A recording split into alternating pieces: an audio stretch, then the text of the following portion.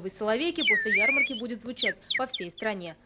Анна Городнова, Лера Даутова, Арсений Корнилов, ТНВ, Елабуга. Казанцев поразило жало. Свое прозвище Гордон Мэтью Самнер получил из-за привычки иронизировать. Впрочем, публики это не коснулось. Накануне вечером британец выступил в столице Татарстана второй раз. 61-летний музыкант смог поднять на ноги битком забитый Ледовый дворец, в том числе и вип-портер. Казань, как точка в гастрольном маршруте, открылась для Стинга 2 года назад. Тогда певец выступил в сопровождении оркестра театра Джалиля. Тогда же пообещал вернуться. Все это время организаторы рассказали, хранили кожаную мебель, которую заказали специально для музыканта. Его гримерную оборудовали черным сукном и свечами. Чтобы перед выходом на сцену Стинг мог помедитировать. Схожее чувство музыкант подарила своим поклонникам, лишь только начался концерт.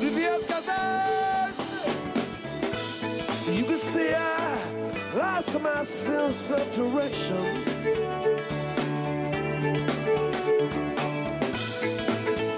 You can say all of this and worse.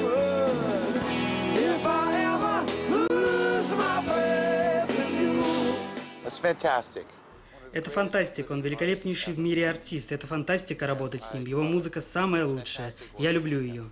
Публика вместе с музыкантом могла вернуться в прошлое. На концерте звучали хиты времен группы «Полис» и, конечно, написанные в период сольной карьеры. Приехали на машине из города Нижний Новгород. На самом деле, давно мечта была побывать на концерте Стинга. Ну, потому что это легенда, я считаю, музыки мировой. Вот. И те хиты, которые написаны были им, они бессмертны. Просто он нравится. Мне близка его музыка. Я давно ее знаю, слушаю. Ну, это, наверное, больше песни какие-то детства, я не знаю, то есть ассоциации такие. Ну и душевные, конечно, просто эти песни все знают. Мы приехали из Уфы, мы первый раз в Казани.